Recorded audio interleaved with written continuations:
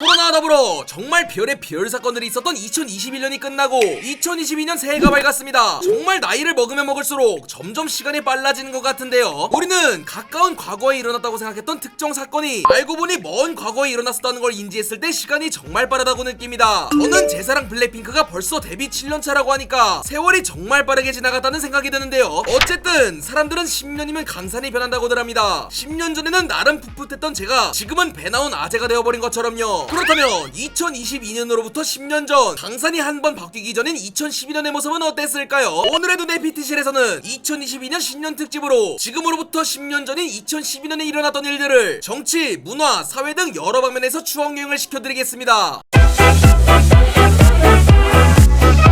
우선 2012년에 있었던 정치적 사건을 살펴보겠습니다. 2012년은 세계적으로 많은 지도자들이 바뀌는 해였습니다. 한국은 이명박 정부 시기였는데요. 이 당시에 집권 여당이었던 한나라당은 새누리당으로 당명을 바꿨습니다. 그리고 12월 19일 새누리당의 박근혜 후보가 민주통합당의 문재인 후보를 제치고 51.6%의 득표율로 대한민국 대통령에 당선됩니다. 이때 화제가 되었던 사건들은 V3의 설립자 안철수 대표가 대선 출마를 선언했다가 문재인 후보와의 불완전 단일화로 돌연 사퇴하기도 했었고, 통합진보당의 이정희 후보가 대선 토론에서 대놓고 박근혜 후보 떨어뜨리러 나왔습니다 라고 말하는 등의 사건이 있었죠. 미국에서는 민주당의 버락 오바마 대통령이 공화당의 밋 롬니 후보를 51.1%의 득표율로 제치고 대통령 연임에 성공합니다. 일본에서는 2007년에 총리직을 1년 만에 사퇴했던 자유민주당의 아베 신조가 96대 총리로 재취임합니다. 이때 내각 총리가 된 아베 신조는 2020년까지 그 자리를 유지합니다. 중국은 당시 후진타오 정권이었는데요. 차기 주석이 누가 돼야 되는지를 두고 한창 논쟁을 벌이던 중국 공청단과 상하이방의 알력 다툼 끝에 제3의 인물이었던 태자당의 시진핑이 어부지리로 중앙군사위원회 주석직과 중앙위원회 총서기직을 넘겨받게 됩니다. 이때 얻은 권력을 바탕으로 시진핑은 이듬해 중국 주석직에 오르게 되죠. 북한에서는 김일성 탄생 100주년 기념으로 광명성 3호 위성을 발사하게 됩니다. 발사와 궤도 진입은 성공적이었지만 지상과의 교신은 실패했습니다. 그리고 2011년 12월 김정일의 사망으로 인해 그의 삼남 김정은이 정권을 이어받게 되었고 2012년부터 김정은 정권이 본격적으로 시작됩니다. 다음은 문화적 사건입니다. 2012년은 국가 지도자가 바뀌는 정권 교체 말고도 문화적으로도 많은 정권들이 교체된 해인데요. 2000년대 한국에서 최고 존엄이었던 게임 스타크래프트, 그 스타크래프트 리그 중에서도 최강이었던 온게임넷 스타리그가 2012년을 마지막으로 막을 내리게 됩니다. 그리고 2011년 12월부터는 리그 오브 레전드가 한국 서비스를 정식으로 시작하는데요. 한국의 리그 오브 레전드 리그인 LCK가 이 해에 정식으로 출범했습니다. 스타크래프트의 왕자리를 단숨에 뺏어버린 리그 오브 레전드는 정식 서비스가 시작된 2012년부터 한국 내에서 PC방 점유율 1위를 따내버렸고 2016년과 2017년에 오버워치와 배틀그라운드에 잠깐 동안 왕자를 내준 것을 제외하면 2022년 현재까지 최고 존엄 게이머로 자리하고 있습니다. 한국의 SNS도 2012년에 정권 교체를 맞이했는데요. 2011년까지 한국의 젊은 감성을 대표하던 최고 존엄 싸이월드가 스마트폰 기반 인터페이스 최적화 실패와 더불어 특유의 폐쇄적인 시스템으로 인해서 몰락의 길을 맞이하게 됩니다. 이때 스마트폰에 최적화된 인터페이스와 더불어 개방적인 플랫폼을 지향하던 페이스북에 순식간에 점유율을 추월당하게 되는데요. 사실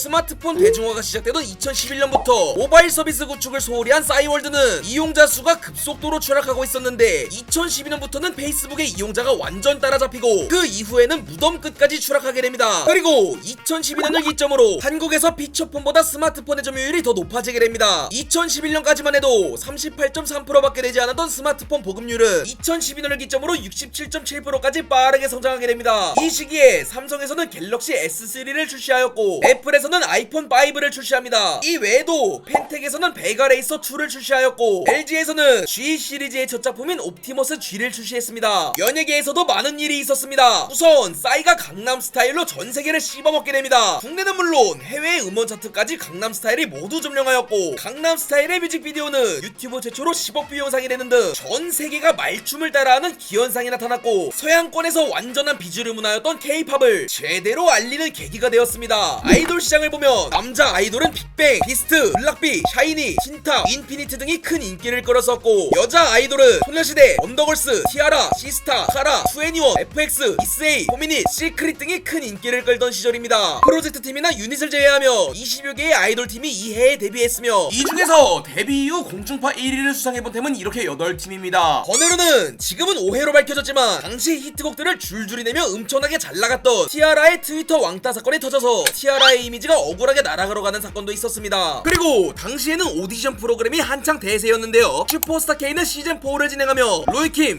딕펑스, 유승우 그리고 정준영을 배출했고 SM, JYP, YG가 합작해서 만든 오디션 프로그램 K-팝스타는 첫 시즌이 2회에 마무리되었고 시즌2가 2회에 시작됐습니다. 그리고 최근에 시즌10을 마무리한 국내 최고 힙합 예능 쇼미더머니의 첫 시즌이 2회에 방영되었습니다. 국내 영화는 건축가 개론과 도둑들, 범죄와의 전쟁, 광해 등이 이 시기에 크게 인기를 끌었고 해외 영화로는 어벤져스의 첫 시리즈가 개봉했습니다. 드라마는 각시탈, 해를 품은 달, 넝쿨째 굴러온 당신, 신사의 품격, 응답하라 1997 등이 나왔습니다. 개인적으로 응답하라 시리즈는 제 인생 드라마인데요. 슬슬 이 시기를 배경으로 한 작품이 나올 때가 되지 않았나 싶습니다. 예능 프로그램은 최전성기 시청률 50%도 찍었던 1박 2일 시즌1이 막을 내렸고 무한도전이 최고전원 자리를 유지했으며 런닝맨과 정글의 법칙, 라디오스타 등도 큰 인기몰이를 했습니다. 또한 이 시기에는 개그 콘서트도 시청률 15%대의 현역이어서 개그 콘서트에서 파생된 유행어들도 한창 쓰일 때였습니다. 스포츠 관련 이슈로는 7월부터 영국의 런던에서 하계올림픽이 개최되었습니다. 한국은 금메달 13개, 은메달 9개, 동메달 8개, 도합 30개의 메달을 획득하여 종합 성적 5위를 기록했습니다. 체조의 양학선 선수와 사격의 진종호 선수, 양궁의 기법의 선수 등 많은 선수들이 큰 활약을 했고 한국의 남자 축구는 동메달을 차지했습니다. 기타 이슈로는 15호 태풍 볼라벨이 매미나 루사 등 역대 어떤 태풍들보다도 강력하다는 기상청의 예측에 학교장 재량으로 전국에 임시 휴교령이 내려지기도 했습니다. 당시 국민들은 대응 방안으로 창문에 X자 모양으로 테이프를 붙이는 조치를 하기도 하고 비상식량을 구비해 놓기도 했습니다. 다행히도 일부 지역에서 약간의 피해만 입었을 뿐 애초에 예측된 만큼의 큰 피해는 없었습니다. 식품계에서는 한국 라면업계의 선발주자 삼양이 농심과 오뚜기에 밀려 고전하고 주력 제품인 삼양라면의 인기마저 추락하고 있을 때 기존에 있던 불닭 요리의 소스를 기반으로 한 미친듯이 매운맛의 불닭볶음면을 출시한 해였습니다. 불닭볶음면은 매운맛을 좋아하다 못해 환장하는 한국인들의 입맛에 큐피드의 화살을 스트레이트로 꽂아버렸고 매운맛을 강한 한국인들도 매워하는 전설의 라면이라는 소문이 트위터와 유튜브 등 SNS에서 급속도로 퍼져 지금은 세계적으로 사랑받는 라면이 되었습니다. 삼양은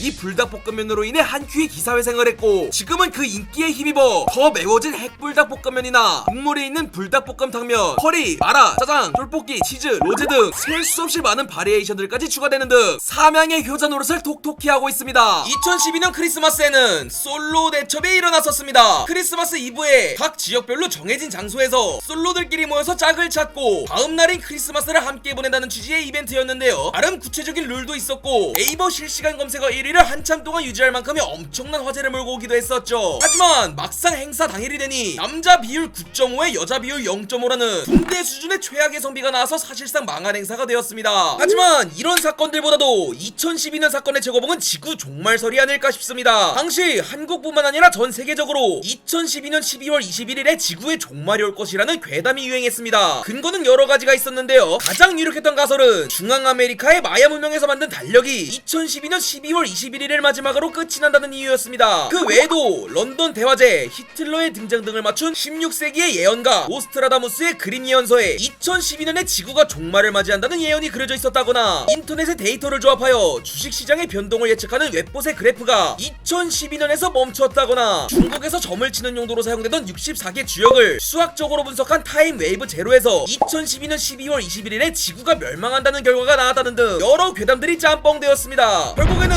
이런 어처구니 없는 괴담들의 아다리들이 딱딱 맞아떨어져서 2012년에 지구가 멸망한다는 괴담의 스케일이 점점 커졌고 결국에는 전 세계에서 이를 두려워하는 사람들이 많아지게 됐습니다. 실제로 이 종말론을 믿고 최후를 준비하는 사람들도 있었고 이 괴담을 바탕으로 영화가 만들어지기도 했습니다. 결국 2012년에 지구 종말은 오지 않은 채 우리는 2013년을 맞이했었고 지금은 2022년을 맞이했습니다. 결론적으로 이런 괴담은 짜집기와 끼워 맞추기가 만들어낸 괴물이었던 거죠. 2012년은 이렇게 많은 사건 사고들이 있었고 많은 방면에서 세대 교체가 되는 해였습니다. 이렇게 보니까 시간은 정말 빠른 것 같습니다. 여러분들은 2012년에 몇 살이었고 지금의 여러분은 그때의 모습과 얼마나 달라졌나요? 그리고 2032년에는 과연 어떤 세상이 우리를 기다리고 있을까요? 우리는 지난 10년 동안 후회되는 일도 많았을 거고 잘못된 선택을 하기도 했을 겁니다. 그래도 시간을 되돌릴 수는 없으니 앞으로라도 현재에 충실해야겠다는 생각이 드네요. 그래도 만약 누군가 저에게 5분 동안만 2012년으로 돌려보내준다고 이야기하면 저는 망설임 없이 비트코인을 사겠습니다. 오늘 영상 여기까지고요. 저는 두뇌 PT실 트레이너 뇌슬링이었습니다. 시청해주셔서 정말 감사합니다.